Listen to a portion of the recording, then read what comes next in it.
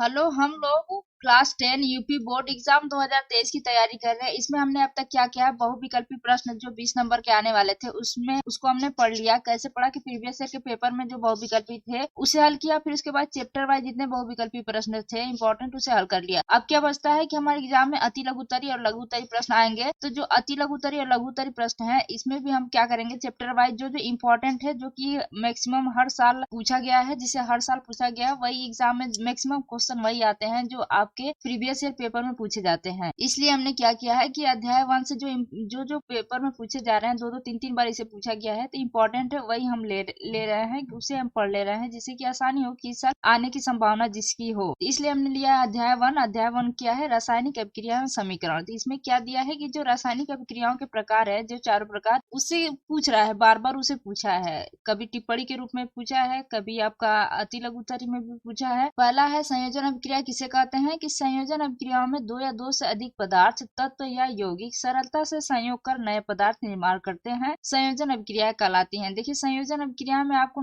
उसमें हमें याद क्या करना है, इसमें याद करना है सिर्फ कि दो या दो से अधिक पदार्थ या तत्व या यौगिक संयोग करके, सरलता से संयोग करके नए पदार्थ बनाते हैं। मतलब क्या होता है, इसमें संयोग करके नए पदार्थ बनाते हैं। अब उदाहरण में आप दो तरीका, मैंने दो उदाहरण लिया है, एक इजी लिया है, एक थोड़ा सा टफ है, तो जो आपको याद हो जाए। और कार्बन फिर प्लस ऑक्सीजन संयोग करके क्या बनाते हैं, कार्बन डाइऑक्साइड बनाते हैं। तो वही दिया है कि ये तो याद हो जाएगा आपको तुरंत, इसे आप तुरंत लिख सकते हैं। और दूसरा उदाहरण है कि CaO प्लस H2O अब क्रिया करके दोनों मिलकर क्या बनाते हैं, CaOH का होल ट्वाइस प्लस उष्मा निकलती है। तो इसमें क्या हो रहा है, ये कैल्शियम ऑक्साइड, मतलब इसे क्या कहते हैं, बिना भुजा हुआ चूना कहते हैं। ये जल के साथ क्रिया करके क्या बना रही है, बूझा चूना बना रही है। क्या बना रही है, कैल्शियम हाइड्रोक्साइड बना रही है। प्रश्न नंबर 2 देखिए, दूसरा प्रश्न है वियोजन अभिक्रिया। इसे भी 2-3 बार पूछा है, वियोजन अभिक्रिया या अपघटन अभिक्रिया। ये दोनों कहीं कहीं दे सकता है। ये वियोजन अपघटन आपको याद होना चाहिए कि दोनों एक ही हैं। तो देखिए, इससे आपको याद हो जा रहा है। ये संयोजन से आपको याद हो जाएगा कि संयोजन मतलब जुड़ रहे हैं, इसमें नया पदार्थ बन रहा है। अब वियोजन मतलब वियोग, मतलब होना क्या होता है, अलग होना या टूटना होता है। ये किसे कहते हैं कि वे अभिक्रिया है जिसमें यौगिक दो या अधिक सरल पदार्थों में टूटता है। इसमें क्या याद करना है, टूटता है। तो दो या अधिक पदार्थों में टूटता है, ये क्या कहलाते हैं, अपघटन अभिक्रिया या वियोजन अभिक्रिया कहलाते हैं। इसके लिए हमने उदाहरण लिया है कि CaCO3, और ये टूट किस भाग में टूट रहा है, ये किसमें, CaO बोले तो कैल्शियम ऑक्साइड और कार्बन डाइऑक्साइड में टूट रहा है। ये जो चूना पत्थर है, कैल्शियम कार्बोनेट इसे बोलते हैं, CaCO3। तो आप याद कर लीजिए। अब कभी कभी पेपर में खुद दिया रहता है कि आप उसे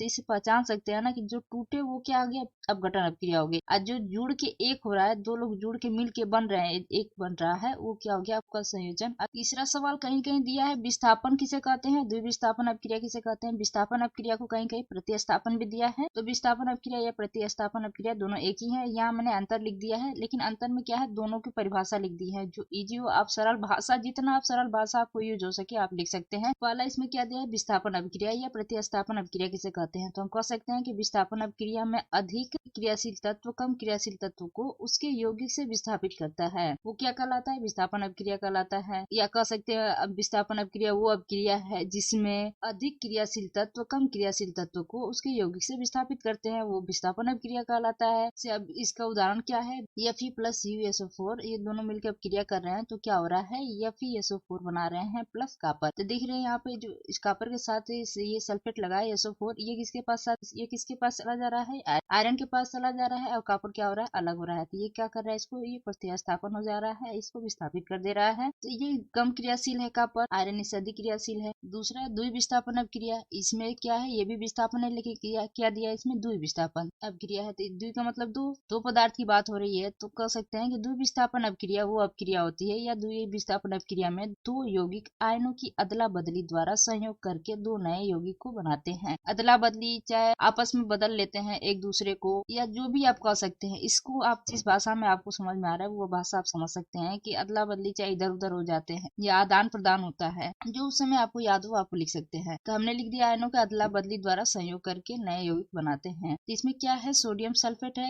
Na2SO4 प्लस बेरियम क्लोराइड है BaCl2। ये अब क्रिया करके क्या कर रहे हैं कि ये बेरियम सल्फेट बना ले रहा है BaSO4, अब प्लस ये क्या हो रहा है, सोडियम क्लोराइड, ये 2NaCl बन जा रहा है। तो ये क्या हो रहा है, इसी अदला बदली हो जा रहा है। देखिए, ये जो सल्फेट लगा है सोडियम के साथ, ये किसके साथ चला जा रहा है, सल्फेट ये यहाँ बेरियम के पास चला जा रहा है। आज जो क्लोराइड लगा है ये किसके साथ चला जा रहा है, सोडियम के साथ चला जा रहा है। तो ये क्या हो रहा है, अदला बदली हो रहा है। इसका मतलब एक सामान आप मुझे दो, एक सामान मैं आपको देता हूँ। चौथा प्रश्न लिया है मैंने रेडॉक्स अपक्रिया। रेडॉक्स अपक्रिया भी बहुत बार पूछा है, ये भी इंपॉर्टेंट है। तो रेडॉक्स अपक्रिया किसे कहते हैं कि किसी अपक्रिया में यदि एक अभिकारक चयित तथा दूसरा अभिकारक अपचयित होता है तो इन अभिक्रियाओं को रेडॉक्स अपक्रिया या उपचयन या अपचयन कहते हैं। इसमें क्या कह रहा है कि अभिकारक, इसमें कह रहा है ना कि इसमें एक अभिकारक उपचयित तथा दूसरा अभिकारक अपचयित, मतलब अभिकारक की बात कर रहा है। हमें पता है कि जो रिएक्शन लिखा गया है इसके बाईं साइड जो होता है ये क्या होता है, अभिकारक होता है, और जो तीर का मुंह है उस साइड जो लिखा जाता है वो क्या होता है, उत्पाद होता है। तो ये दोनों अभिकारक की बात कर रहा है। तो इसी दोनों में से एक क्या होता है आपका, एक होगा आपका उपचयित, दूसरा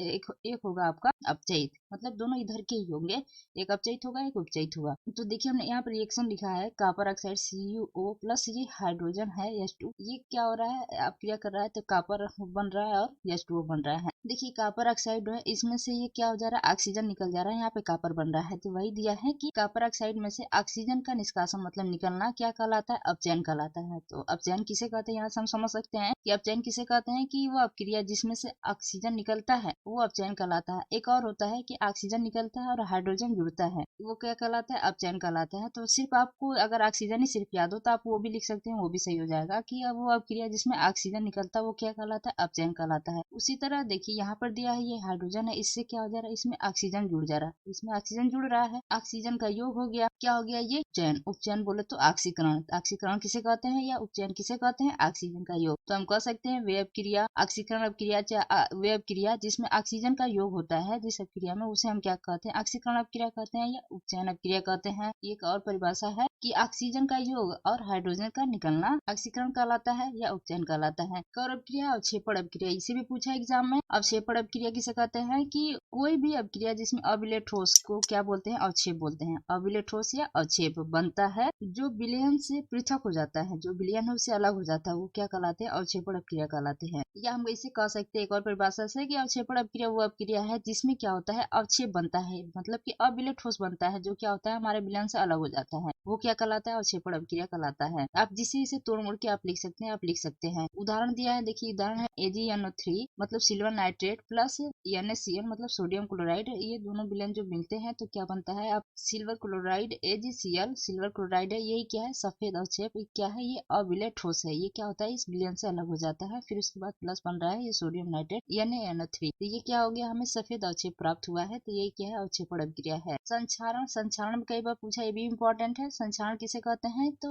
वह प्रक्रिया जिसमें धातुएं उनकी सतह पर वायु, नमी या रसायन जैसे कि अम्ल है, रसायन में आप कह सकते हैं अम्ल की क्रिया द्वारा धीरे धीरे नष्ट होते हैं, वो क्या कहलाते हैं, संक्षारण कहलाते हैं। संक्षारण मतलब छड़ना। उदाहरण के लिए हम क्या कह सकते हैं, लोहे पर जंग लगना और चांदी के आभूषणों पर काली परत जमना, ये तो आम बात है, इसे हम देखते हैं कि जो लोहे पर जंग लगना है वो क्या है, आप लोहे को ऐसी वायु में और नमी में छोड़ देते हैं, उस पर क्या हो जाता है, वो ऑक्साइड की परत जम जाती है। ऑक्सीजन से जो वायु में उपस्थित ऑक्साइड अपक्रिया करके क्या करते हैं, ऑक्साइड की परत जम जाती है, वही क्या कहलाता है आपका जंग या रस्ट कहलाता है, वो हो गया। उससे बचने के लिए हम क्या करते हैं, लोहे पर पेंट लगाते हैं जिससे कि हमारा लोहा खराब ना होता है। Thank you for watching, please like and subscribe my channel.